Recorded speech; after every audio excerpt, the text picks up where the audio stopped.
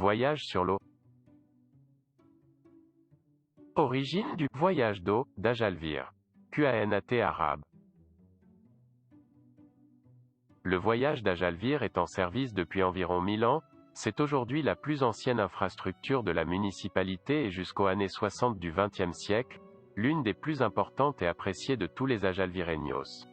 Au moment de la construction de la voie navigable d'Ajalvir, nous estimons que c'était pendant la domination arabe et la fondation de la première colonie.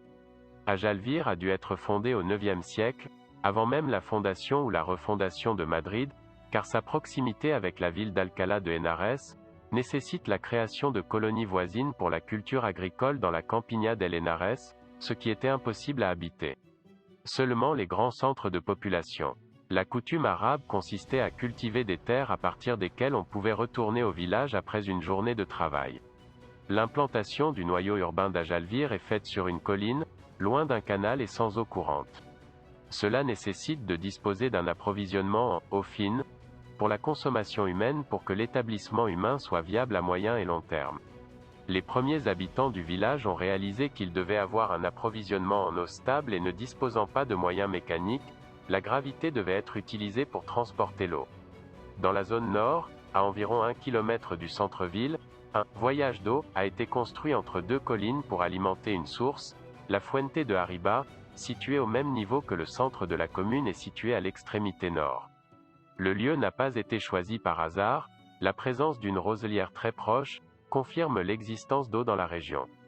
Un autre élément qui nous confirme que ce voyage sur l'eau a été fait par les Arabes est l'origine du nom Ajalvir. Ajalvir est un toponyme d'origine arabe qui signifie, selon l'étude réalisée par Jem Oliver Hassin, éminent arabisant et historien de Madrid, large chemin entre deux montagnes, ou large passage du puits, Fey Albir, en substance, signifie étape ou gorge, et vue, signifie bien. Cette traduction pendant des années ne voulait rien dire aux gens d'Ajalvir, nous n'avons pas été en mesure d'identifier ce qu'elle voulait dire par la marche, ou pourquoi elle était liée à le puits.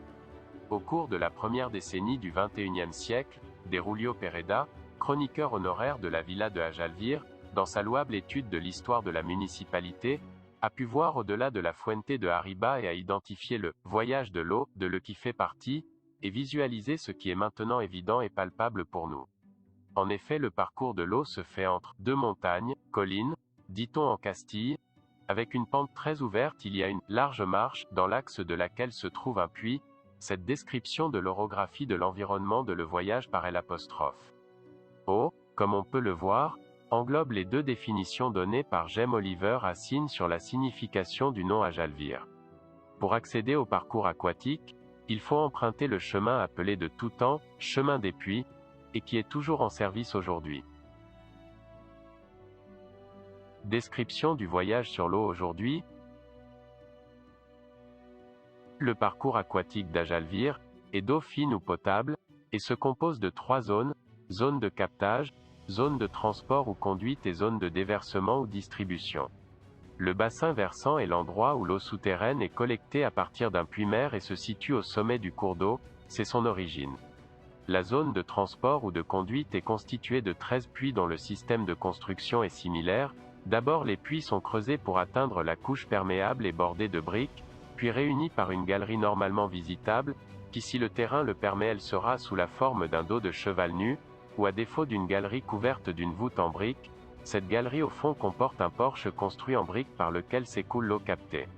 Ce réseau de puits a d'abord pour fonction de conduit d'évacuation du sol provenant de l'excavation de la galerie entre eux, puis ils servent à réaliser l'enregistrement et l'entretien de l'infrastructure, une autre fonction primordiale étant d'assurer l'aération de l'ensemble.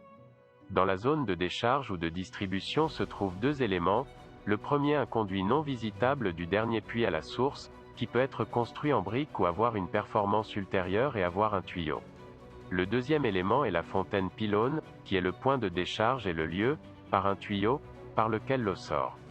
Le débit d'eau estimé est d'environ 0,20 litres, seconde. La voie navigable a une longueur totale de 632 mètres. Et une chute de 15 mètres. Du niveau du puits-mer au point de rejet, ce qui fait une pente de surface de 2,37%. Plan général de la balade aquatique. Aujourd'hui, la fontaine calcaire historique et originale de calcaire a disparu, a été démolie par un malheureux remodelage en 1996 et à sa place a été construite une source ornementale de roches de granit couronnée par une sculpture en bronze appelée Fontaine de la Tres Gracia, dans laquelle la sortie d'eau était respectée au moyen d'une conduite d'eau.